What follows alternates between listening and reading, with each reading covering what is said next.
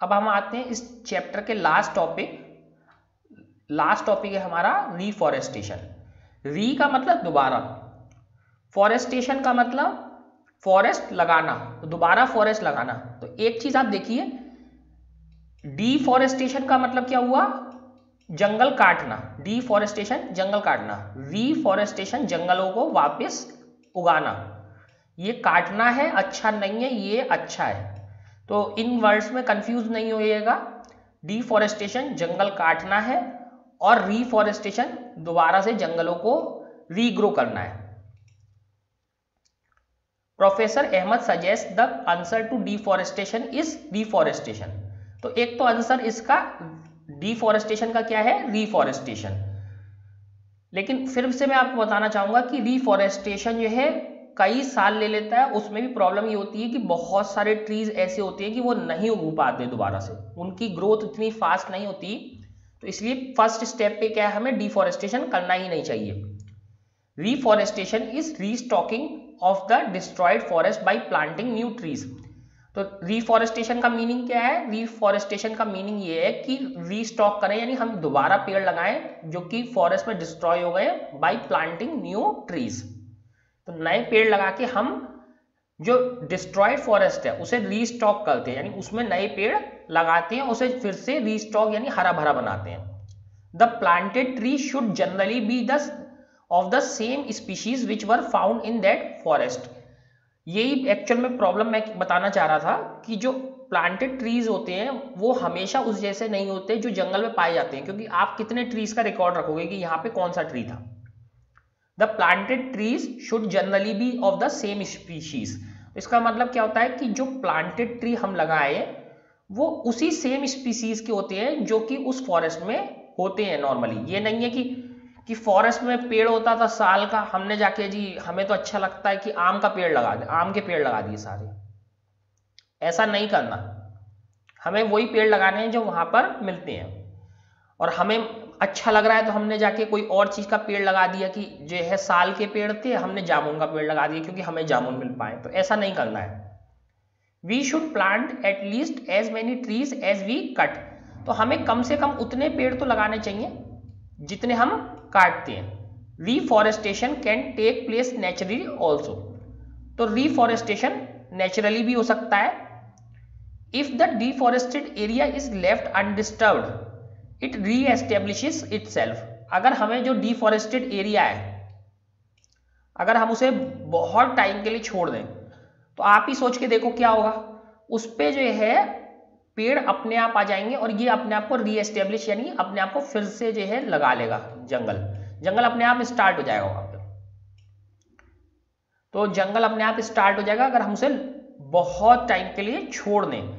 यहाँ पे बहुत टाइम नहीं लिखा है, लेकिन लेफ्ट अनडिस्टर्ब ऐसा नहीं कि हमने एक दिन छोड़ दिया तो वो हो जाएगा। बहुत लंबे टाइम 100 साल से भी ज्यादा छोड़ना पड़ता है। In natural reforestation there is no role of human beings. तो नेचुरल रिफॉरेस्टेशन में क्या है, ह्यूमन बींग्स का कोई रोल नहीं है। We have already caused tremendous damage to our forest. तो हम लोग तो पहले ही अपने जो फॉरेस्ट है उन्हें बहुत ज्यादा डैमेज कर चुके हैं। ट्रेमेंडस डैमेज यानी बहुत ज्यादा डैमेज हम कर चुके हैं। We have to retain our green wealth for future generations. Plantation of more trees is only option. तो हमें क्या है, ग्रीन वेल्थ यानी जो हमारी ग्रीन वेल्थ है यानी हरी भरी जो हमारी वेल्थ है, जो हमारे देश में इतनी सारी वेल्थ है ग्रीन वेल्थ, उसे हमें बचा के रखना है। किसके लिए, फ्यूचर जनरेशंस के लिए। Plantation of more trees is the only option. तो उसके लिए क्या है कि हमें ऑल ट्रीज लगाने चाहिए, इसके अलावा कोई ऑप्शन नहीं है, हमें ऑल ट्रीज लगाने चाहिए।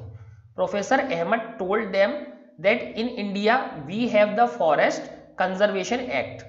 तो प्रोफेसर अहमद उन्हें बताते हैं कि इंडिया में क्या है, एक एक्ट है जिसे कहते हैं फॉरेस्ट एक्ट या forest conservation act, forest conservation act या फॉरेस्ट एक्ट।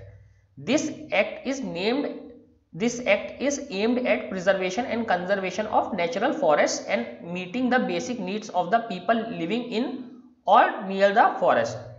तो इस एक्ट का काम क्या है? एक्ट का मतलब पहली बात तो मैं आपको बताना चाहता हूं, एक्ट का मतलब कानून होता है। तो इंडिया में लॉ है, इसको लेकर एक्ट है this act is aimed at preservation and conservation. तो ये एक्ट किसके लिए है? प्रिजर्वेशन,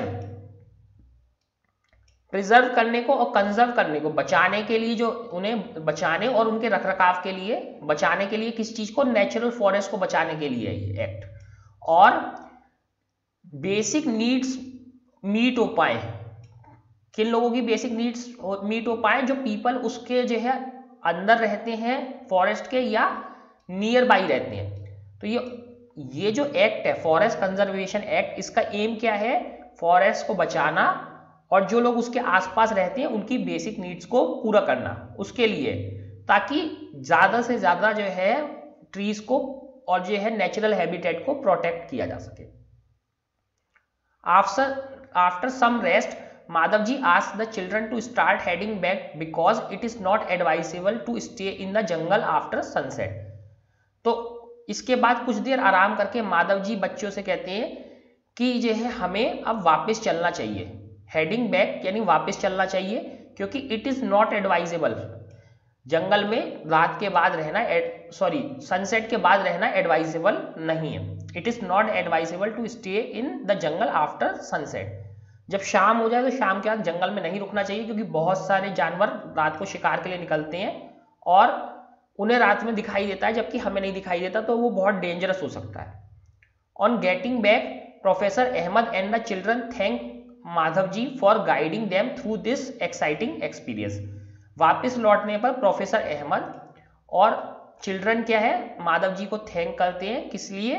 कि उन्होंने उनको इतना अच्छा एक्सपीरियंस दिया, इस जंगल ट्रिप में इतना अच्छी चीजें बताई, तो माधव जी को लोग थैंक्स करते हैं। और इसके साथ जो है हम लोग भी ये समझते हैं कि हमारा ये सब जो प्लांट्स हैं, एनिमल्स हैं, हमें इन्हें बहुत ज्यादा प्रोटेक्ट करने की जरूरत है। तो अब देखते हैं कि हमने इस चैप्टर में क्या क्या देखा। Wild life sanctuary, national park and biosphere reserves are names given to the areas meant for conservation and preservation of forest and wild animals. तो क्या क्या नाम दिए गए हैं? Wild life sanctuary, national park and biosphere reserve, ये नाम दिए गए हैं उन एरिया को जहां पे जो है कंजर्वेशन और प्रिजर्वेशन होता है, किसका? फॉरेस्ट एंड वाइल्ड एनिमल्स का। तो प्लांट्स और एनिमल्स दोनों का प्रिजर्वेशन होता है। Biodiversity refer to the variety of living organism in an specific area. Biodiversity का क्या मीनिंग है? कि जो वेराइटी है लिविंग बींग्स की किसी एरिया में, उसे उस एरिया की क्या बोलते हैं? Biodiversity. Plants and animals of a particular area are known as flora and fauna. फिर से देखिए, फ्लोरा क्या होते हैं? प्लांट, और फौना क्या होते हैं? एनिमल्स, किसी पर्टिकुलर एरिया के, तो उन्हें उस एरिया का फ्लोरा एंड फौना कहते हैं। Endemic species are found only in particular area. तो एंडेमिक स्पीशीज क्या होती है? वो इस खास टाइप की स्पीशीज जो किसी स्पेशल एरिया में ही मिलती है और कहीं नहीं मिलती। नेचुरली, मतलब इंसान तो ले जाके जू में रख सकता है, बट नेचुरली उसी एरिया में मिलती है। इसमें कंफ्यूज नहीं होना है एंडेंजर्ड स्पीशीज, क्योंकि बहुत लोग इसमें कंफ्यूज होते हैं। एंडेंजर्ड और एंडेमिक, एंडेमिक पर्टिकुलर एरिया की स्पीशीज है, एंडेंजर्ड जो गायब हो सकती है। Endangered species are those which are facing the danger of extinction. तो एंडेंजर्ड स्पीशीज वो स्पीशीज हैं जो अर्थ से गायब हो सकती है, इतनी कम नंबर हो चुका है उनका कि वो अर्थ से गायब हो सकती हैं। Red data book contains a record of endangered species. तो रेड डेटा बुक क्या करती है? रेड डेटा बुक रिकॉर्ड रखती है किसका? एंडेंजर्ड स्पीशीज का, एंडेमिक स्पीशीज का नहीं, किसका? एंडेंजर्ड, जो गायब हो सकती है, उन स्पीशीज का रेड डेटा बुक में रिकॉर्ड होता है।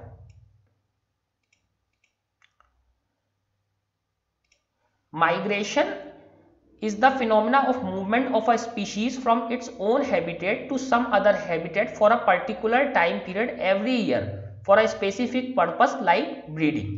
तो माइग्रेशन क्या है? माइग्रेशन वो फिनोमेना है, वो प्रोसेस है जिसमें मूवमेंट होता है स्पीशीज का अपने हैबिटेट से दूसरे हैबिटेट में, एक कंट्री से दूसरे कंट्री या एक स्टेट से दूसरे स्टेट में किसी पर्टिकुलर टाइम पर। ऐसा नहीं है कि सारे साल होगा, किसी पर्टिकुलर टाइम पे, और हर साल होता है। ऐसा भी नहीं है कि आज हुआ 20 साल बाद हुआ, ऐसा नहीं, पर्टिकुलर टाइम पे होता है, हर साल होता है और किसी स्पेसिफिक पर्पस के लिए होता है। पर्पस क्या है? जैसे ब्रीडिंग हो गया, या उनको खाना नहीं मिल पा रहा, ठंड इतनी हो गई, तो इसे क्या बोलेंगे, migration. We should save, reuse and recycle paper to save trees, energy and water.